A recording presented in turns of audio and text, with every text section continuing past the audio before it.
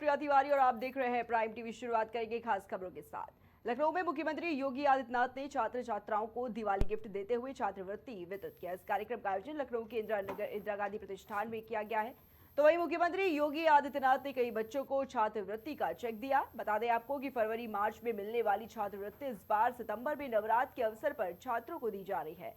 तो वहीं इस कार्यक्रम में मुख्यमंत्री के साथ समाज कल्याण, अनुसूचित जाति और जनजाति कल्याण मंत्री असीम अरुण भी मौजूद रहे।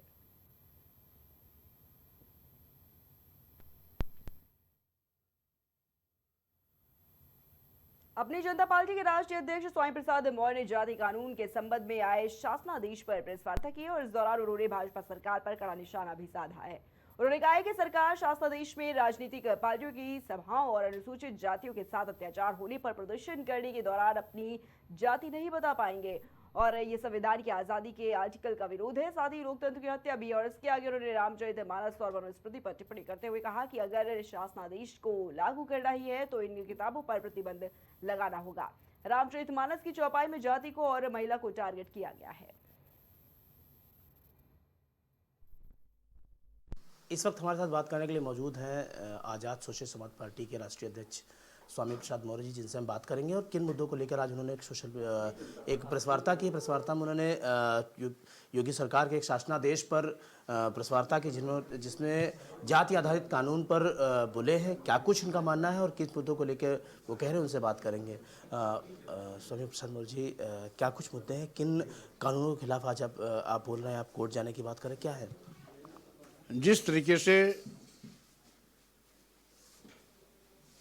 उत्तर प्रदेश सरकार ने जातीय सम्मेलनों पर प्रतिबंध लगाया है और सोशल मीडिया पर अप्रत्यक्ष रूप से भय और दहशत पैदा कर स्वतंत्र अभिव्यक्ति से रोक लगाई है, ये सरासर असंवैधानिक है। क्योंकि हम ये मानते हैं कि वर्ण, जात-पात, छुआछूत, ऊंच नीच, भेदभाव इस समाज के लिए कैंसर है। लेकिन एक शासनादेश से जातियां खत्म नहीं होती। ये जातियां पैदा कहाँ से हुई?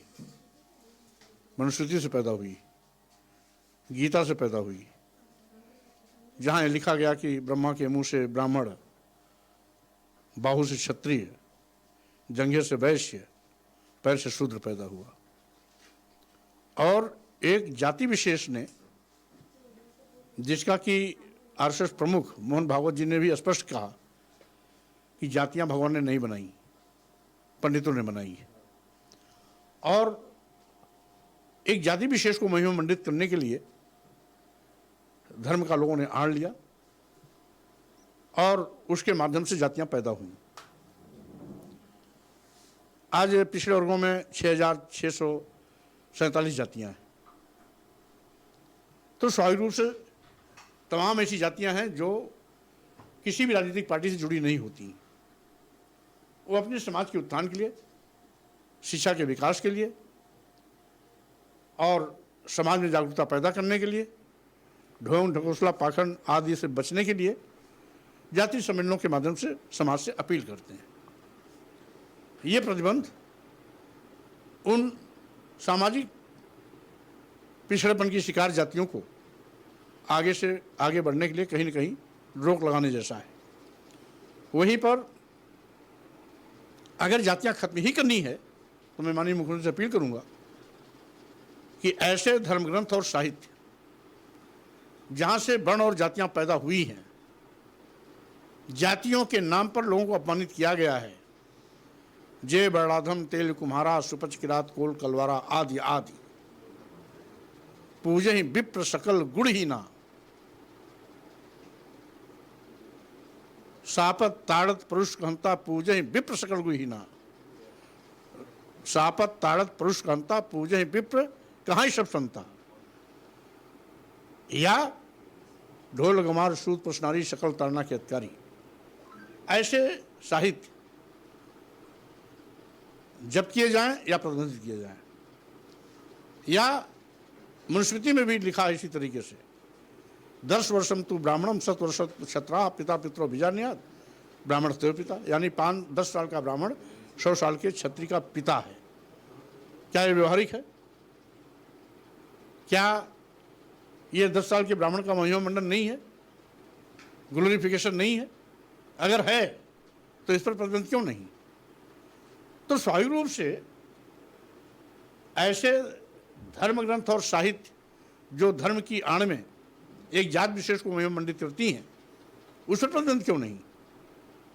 जहां से जातियां पैदा हुई उस ग्रंथ पर प्रतिबंध क्यों नहीं? तो स्वाभाविक रूप से ये सरासर कमजोर जातियों के साथ अन्याय है और कुल मिलाकर के लोकतंत्र की हत्या है। अपनी जनता पार्टी इसका कड़ा विरोध करती है और माननीय मुख्यमंत्री से अनुरोध करती है कि समय रहते ही शासनादेश का पुनर्विचार करें और उसे वापस लें। क्या लगता है अगर वापस नहीं होता तो क्या करेंगे?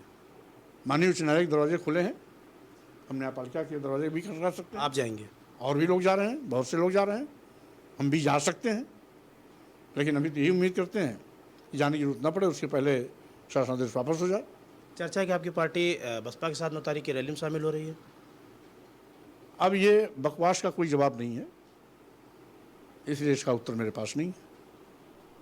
तो ये थे स्वामी प्रसाद मौर्य जी, जिनका साफ तौर पे कहना है कि अगर ये कानून वापस नहीं लिया जाता है तो ये न्यायालय का दरवाजा खटखटाएंगे। Upendra Tripathi, prime TV, Lucknow.